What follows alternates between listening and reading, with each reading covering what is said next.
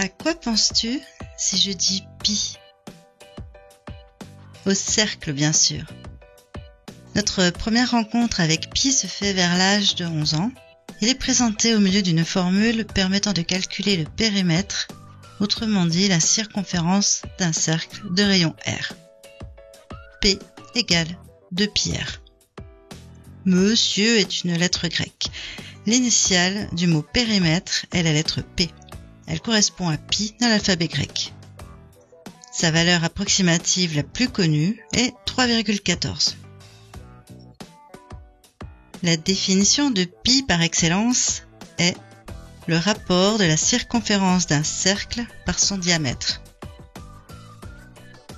Et cette valeur sera toujours la même. Que l'on s'intéresse à une alliance, à une bouée de sauvetage ou aux anneaux de Saturne.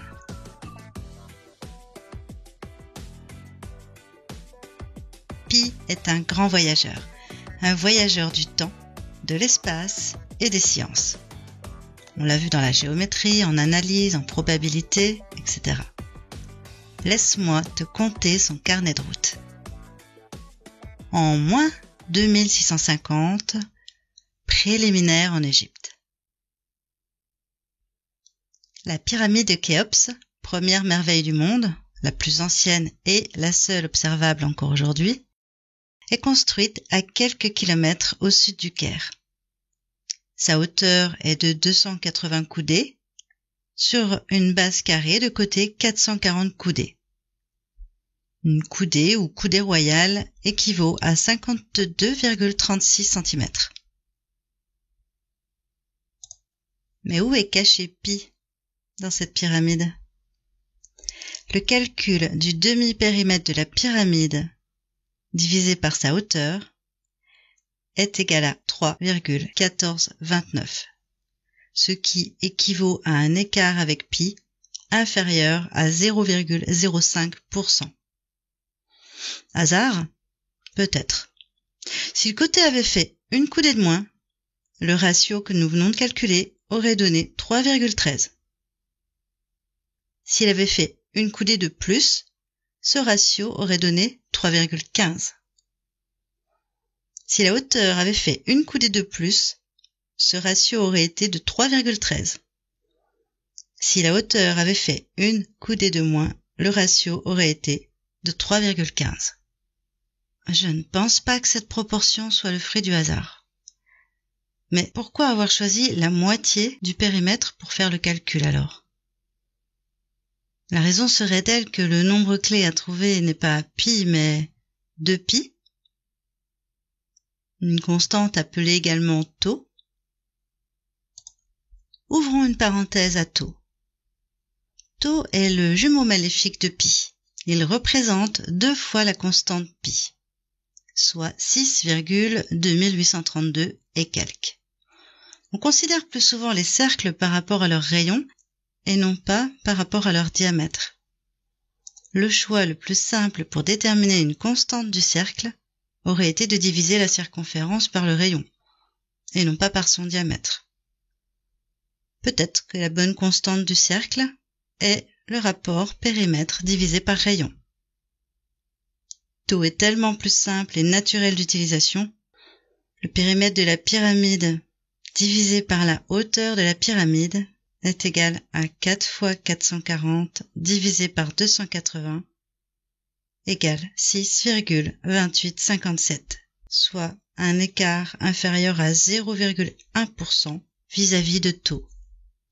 Cet écart vis-à-vis de la réelle valeur de tau, c'est comme de considérer 2 centimes vis-à-vis de 20 €. Une broutille, quoi. Refermons la parenthèse.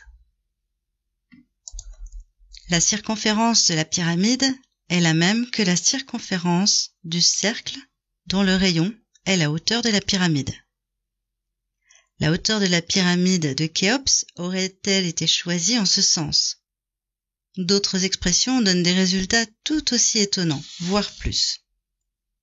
Demi-périmètre moins hauteur égale 100 pi, avec 4 décimales de pi correctes. Mais attention, ceci seulement si on prend le mètre comme unité de mesure et non la coudée. Autre valeur remarquable, la hauteur moins la demi-base est égale à 31,416, soit 10 pi. Très très surprenant. Mais ce n'est vrai que si les mesures sont en mètres et non pas en coudées, encore une fois. Inexpliqué. Pi est ainsi lié aux dimensions basiques, côté et hauteur, de la pyramide de Khéops, au même titre que phi, le nombre d'or, est lié à cette pyramide. L'apotème divisé par la demi-base est égal à 1,6180, soit environ phi à 0,034% près. Pour plus de magie autour du nombre d'or, il faut impérativement visionner cette vidéo. Et pour mieux l'aborder, il faut d'abord visionner sa première partie, la suite de Fibonacci. Mais alors, si pi et phi sont liés à la pyramide, ne seraient-ils pas liés entre eux? Et par quelle relation? Pi est la coudée royale. La coudée commune utilisée par le peuple égyptien équivalait à la distance coude extrémité du majeur.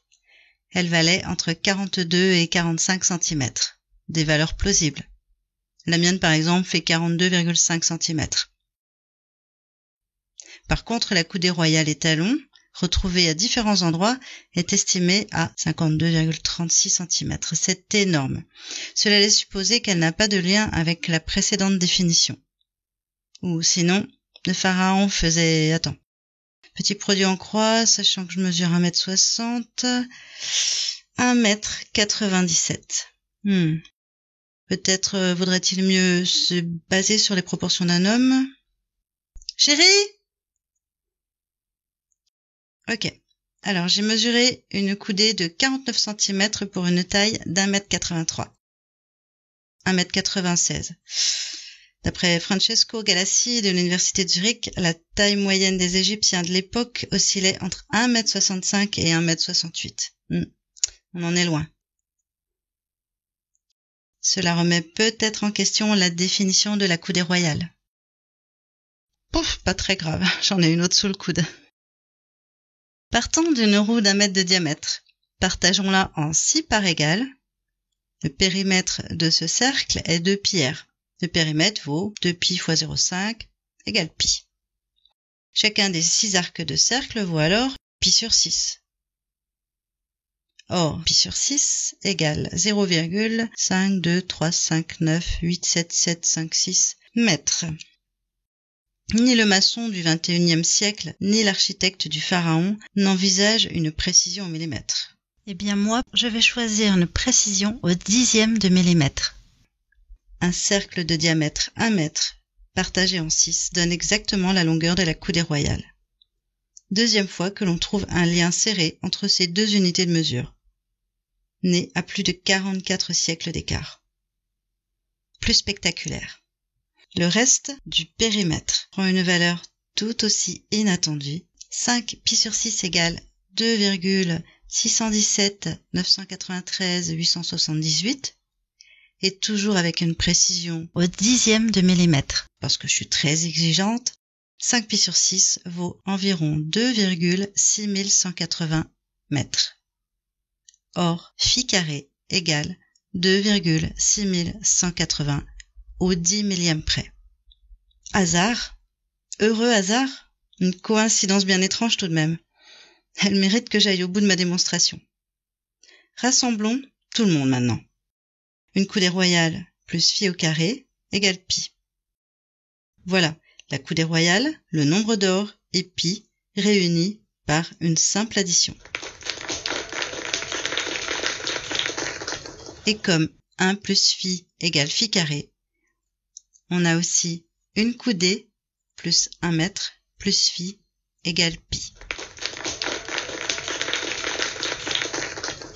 Toujours avec un diamètre de 1 mètre, il existe une jolie relation entre le volume d'une boule, donc lié à pi, et la coudée royale.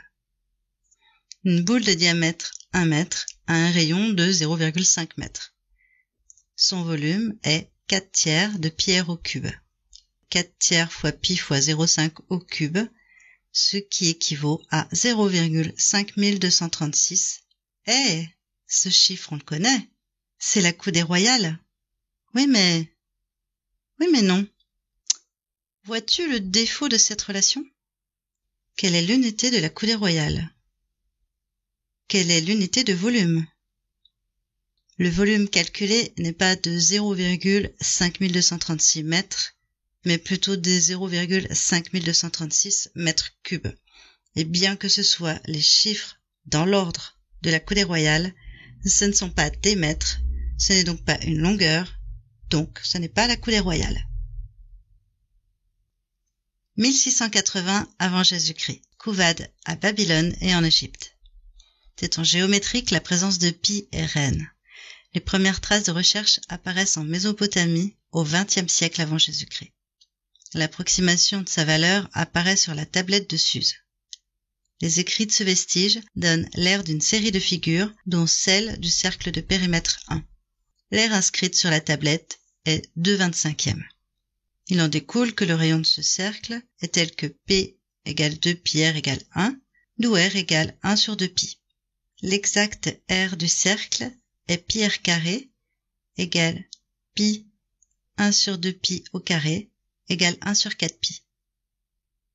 L'aire inscrite sur la tablette est 2/25e. Réunissant les deux valeurs d'air, 1 sur 4π égale 2 sur 25. Il y a là une approximation de pi par les Babyloniens. Pi égale 25/8, soit 3,125. Soit un écart de 0,5% avec la vraie valeur. À la même période, vers 1650 avant Jésus-Christ, le scribe Hamès laisse sur le papyrus Rind la copie d'un manuel mathématique avec, entre autres, la méthode de calcul de pi par l'utilisation de carrés. Il y est tenté ce qu'on appelle la quadrature du cercle. En d'autres termes, cela revient à trouver les dimensions du carré qui a la même aire qu'un disque donné. Il est indiqué sur ce papyrus conservé au British Museum à Londres qu'un carré de côté 8 a approximativement la même surface qu'un disque de diamètre 9. L'aire du carré égale 8 au carré. L'aire du disque égale pi fois 9/2 au carré. Les deux aires étant égales, on isole pi, 8 au carré fois 2 au carré divisé par 9 au carré. Pi égale 16/9, le tout au carré, qui donne une valeur approchée de 3,16, soit 0,6% d'écart avec la vraie valeur connue aujourd'hui.